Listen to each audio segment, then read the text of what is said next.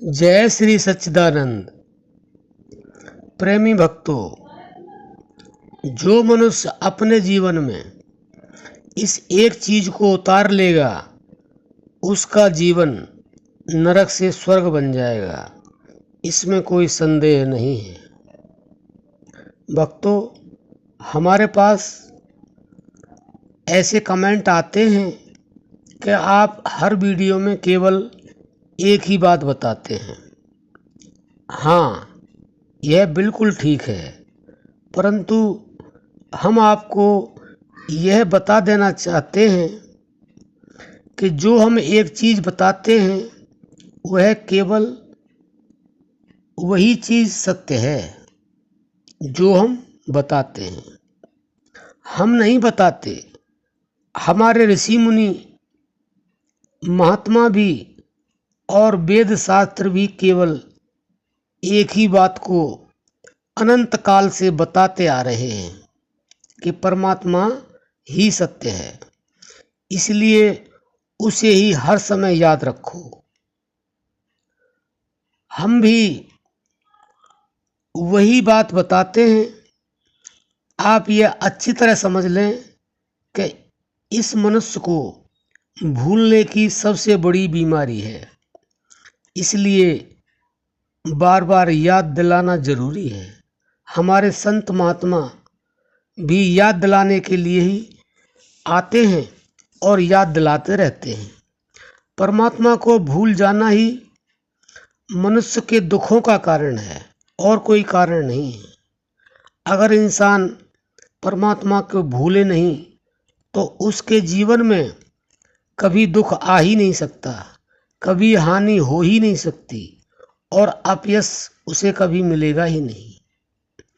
ये कलयुगी मनुष्य केवल पढ़ना सुनना जानता है, करना नहीं जानता, करना चाहता भी नहीं है। इसलिए वह लोग यही कहते हैं कि एक ही बात बताते हो। अगर आप एक बात को अच्छी तरह से अपने जीवन में उतार लें कि हमें उस परमात्मा को हर कार्य करते करते याद रखना है, तो आपको किसी भी तरह की जीवन में कोई समस्या होगी नहीं। और इंसान करता नहीं है, केवल सुनता और पढ़ता है, इसलिए दुखी अशांत है। अगर मनुष्य 24 घंटे में से 1/4 समय उसे याद कर ले प्रतिदिन, तो उसके जीवन में दुख सुख में और लाभ हानि में, हार विजय में और अपयश बदल जाएगा, अपयश यश में बदल जाएगा। और यह जीवन जो ये समझते हैं कि जीवन हमारा नरक है, वह स्वर्ग बन जाएगा, इसमें कोई संदेह नहीं। तो भक्तों, बार बार याद दिलाने का कार्य हम इसलिए करते हैं और हर वीडियो में याद दिलाते हैं, केवल परमात्मा ही सत्य है, परमात्मा का नाम ही सत्य है। इसलिए उसे अगर याद करते रहोगे तो आपको सब कुछ अपने आप मिलता रहेगा, आपको कोई परेशानी होगी नहीं। तो आशा करते हैं कि आप अच्छी तरह समझ गए होंगे और केवल सुनना नहीं है, पढ़ना नहीं है, अपने जीवन में यह उतारना है कि हर पल हर क्षण उस परमात्मा को याद करें। अब प्रश्न ये आता है कि उसको याद कैसे करें। याद करने के लिए हम आपको एक बहुत अच्छा सूक्ष्म तरीका हर वीडियो में बताते हैं। उसको केवल और केवल श्वासों के द्वारा आप याद कर सकते हैं कि श्वास है तो जीवन है, अगर श्वास नहीं है तो जीवन नहीं है। वो श्वासों के अंदर विराजमान है, वह अदृश्य शक्ति है, वह कभी किसी को नजर नहीं आता है।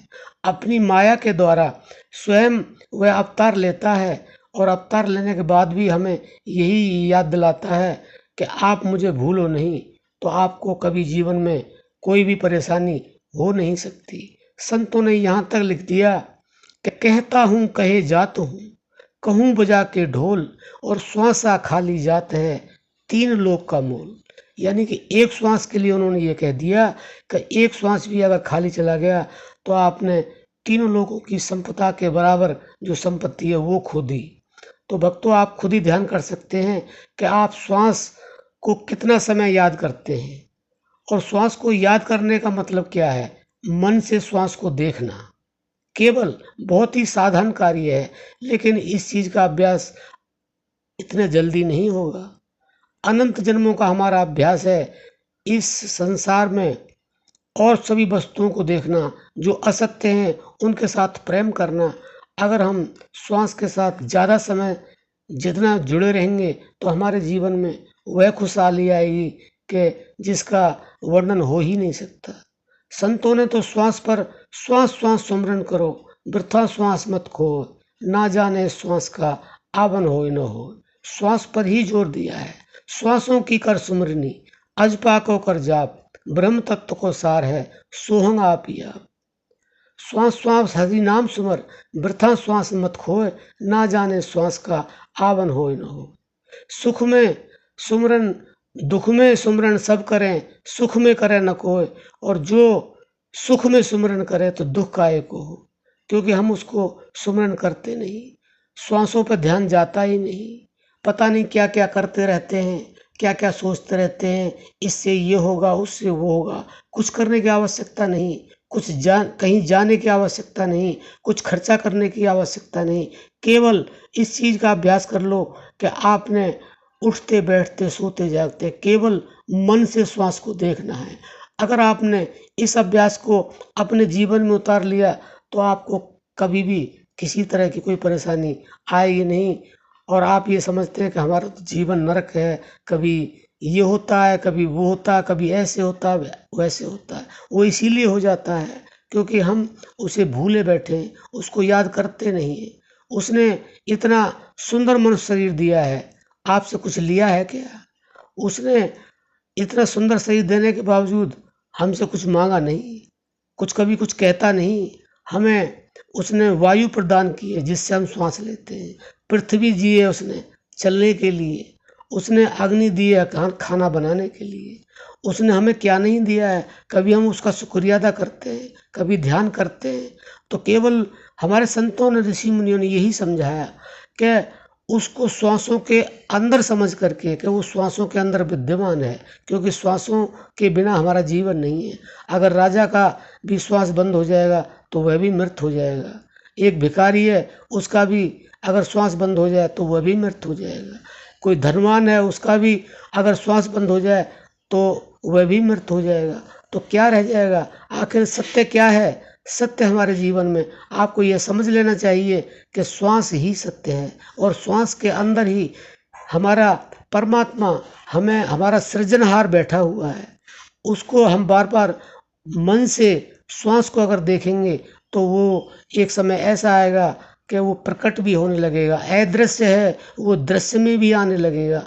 इसलिए बार बार याद दिलाने का काम करने के लिए ये श्वास पे ही जोर दिया है हमारे संतों ने, ऋषि मुनियों ने। वेद शास्त्रों में भी ये सब भरा पड़ा है कि परमात्मा को जानो, परमात्मा को याद करो। जानेंगे तो तभी जब हम उस क्षेत्र में जाएंगे, और कहीं जाने की जरूरत नहीं। परमात्मा आत्मा के रूप में स्वयं हमारे अंदर विराजमान है। जब तक आप अंदर उतरोगे नहीं तब तक उसको जानोगे नहीं। तो आपका जो जीवन है, आपको जो नरक लगता है वो इसलिए लगता है, स्वर्ग नहीं महास्वर्ग बन जाएगा अगर आप इस तरह से उसको याद करते रहे। तो भक्तों, हम आशा करते हैं कि आप समझ गए होंगे और आप आगे से यह नहीं सोचेंगे कि एक ही बात बताते हैं। आप ये समझ लें कि आप भूल जाते हैं। बार बार याद दिलाने के लिए हम नहीं, हमारे संत महात्माओं ने, ऋषि मुनियों ने सब यही काम किए हैं, करते चले आ रहे हैं अनंत काल से। और ये काम आज भी कर रहे हैं और आगे भी करेंगे कि हमें याद दिलाते रहें। हम तो धन्य हैं जो हमारे जैसे अधम प्राणियों को वो याद दिलाते रहते हैं कि परमात्मा को भूलो नहीं और श्वासों के द्वारा उसको याद रखो। कहीं जाना नहीं, कहीं आना नहीं, कुछ खर्चा करना नहीं। फिर देखो जीवन के अंदर क्या निखार आता है। तो भक्तों, हम आशा करते हैं कि आप उसे कभी भूलेंगे नहीं और मन में कभी यह नहीं सोचेंगे कि बार बार एक ही बात बताते हैं। अच्छा है, परमात्मा हमारे द्वारा यह कह रहा है या बतला रहा है या बता रहा है, ये तो आप खुद ही समझ सकते हैं। क्योंकि उसकी मर्जी के बिना तो पत्ता भी नहीं हिल सकता। हम क्या बता सकते हैं और हम क्या कह सकते हैं? अगर उसकी शक्ति ना हो तो हम कैसे बोल सकते हैं? हम बोल ही नहीं सकते। जब पत्ता तक नहीं हिलेगा तो वाणी कैसे चलेगी? तो प्यारे भक्तों, आशा करते हैं कि आप हमारे इस वीडियो से समझ जाएंगे कि हम हर वीडियो में ऐसा क्यों बताते हैं, एक ही बात क्यों बताते हैं। वह एक ही बात है जीवन में सब कुछ, उसके अलावा कुछ है ही नहीं। तो अब हम अपनी वाणी को विश्राम देते हैं। जय श्री सच्चिदानंद।